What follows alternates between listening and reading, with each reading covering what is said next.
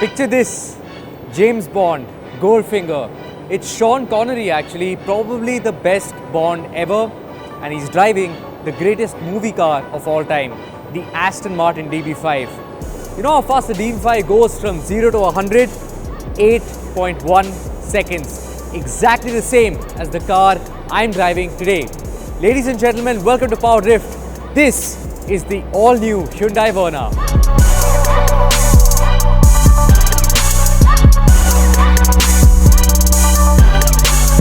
The 6th generation of the Verna to be precise, and while the car it replaces was a bit safe in terms of styling, this is anything but safe.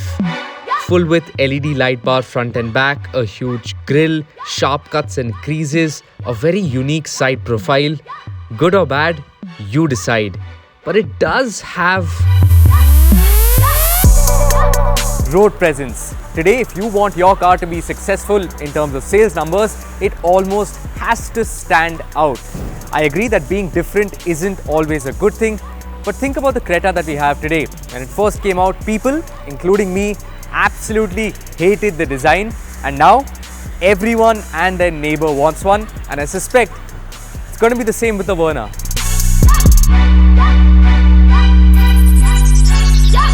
I agree there are more than a few awkward angles with the Verna, especially the rear 3/4, but let's forget about how it looks for a moment, because under the hood is a new 1.5-litre turbo petrol engine with 160 horses and 273 Newton meters of torque. And what that means is that this Verna is the fastest Verna yet.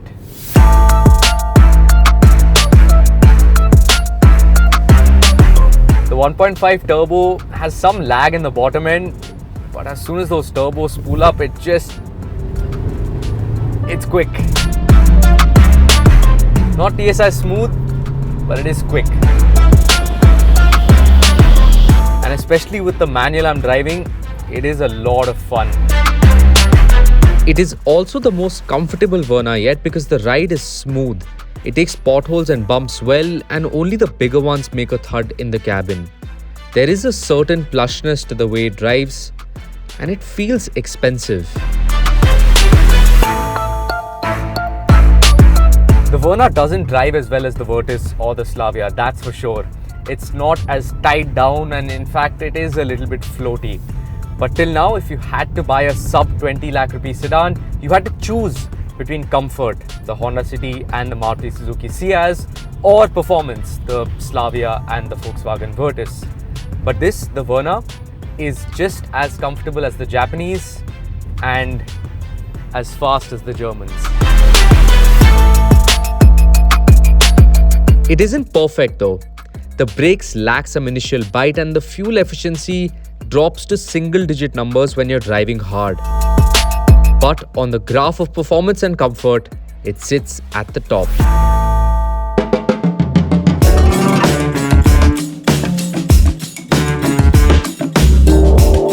Hyundai.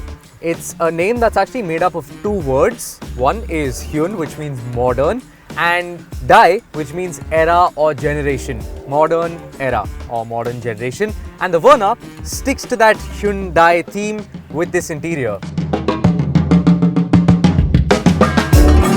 Now you get this Mercedes style layout for your instrument cluster and your infotainment screen, and while they look cool, there are some drawbacks. Number one, the instrument cluster is not really the virtual cockpit that Hyundai is trying to sell it as. This is basically the same system you get in the Venue and the Creta. It's just housed in a neater housing. So you have a central MID, and that's the only bit of customization. On the left you have the speed readout, on the right you have the RPM, and you cannot customize that whatsoever. Yeah, the colors change when you change the modes, but that's about it. Then you have your 10.25-inch infotainment screen, and it is very, very responsive. I have to give it that. It's like super duper smooth, but there are a couple of drawbacks here as well. Number one is that it has very large bezels all around it, so it's not nearly as neat as something in a Mercedes. And secondly, you do not have wireless Apple CarPlay or Android Auto. And thirdly, you cannot connect your Apple CarPlay or Android Auto through the USB Type-C port, which you do have. You have to do it through the USB-A port, which is a bit 2015. What is cool though is the panel under the AC vents.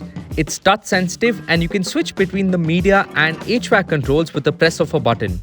But while it looks cool, I'd rather have old school buttons and knobs there for the air conditioning and media shortcuts on the touchscreen.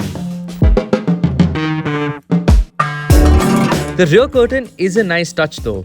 Not as cool as James Bond's bulletproof screen, but it does its job. The Verna also gets a power driver seat. Front seats are both heated and ventilated, and it also gets 64 color ambient lighting, and just like James Bond had a radar on his DB5, you get front and rear facing radars on the Verna, but for a very different reason. Instead of hunting down villains, the Verna looks ahead and behind you to spot hazards and try to warn you or prevent an accident altogether.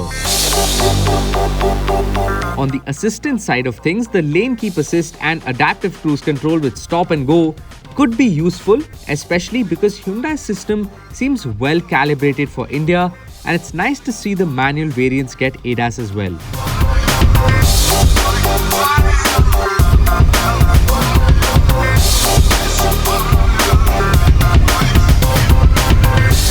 The car market is like a game of chess, and there are no perfect pieces in chess. Some can move in any direction but only one square at a time. Some can only move diagonally, and some can skip over other pieces, but every piece has its strengths and its weaknesses. And the Verna, that's like the queen. It is by no means perfect. Styling is polarizing. The 1.5 turbo won't get you great fuel economy, and crash safety ratings of some recent Hyundais have not been great. But when you look at features, performance and comfort, the Verna is still the piece that does the most things right. Checkmate? I don't quite think so. Like I said, there are no perfect pieces and there is no one car fits all. If you are looking for performance, I'd go with the Germans, and if you are looking only for comfort and efficiency, I'd go with the Japanese. But if you are looking for a proper balance of both, the Hyundai Verna makes a lot of sense. Of course, as always, take a test drive before you buy and subscribe to PowerDrift for more such videos. And do leave a comment below on what you think of the styling of the new Verna. Me, I really like it.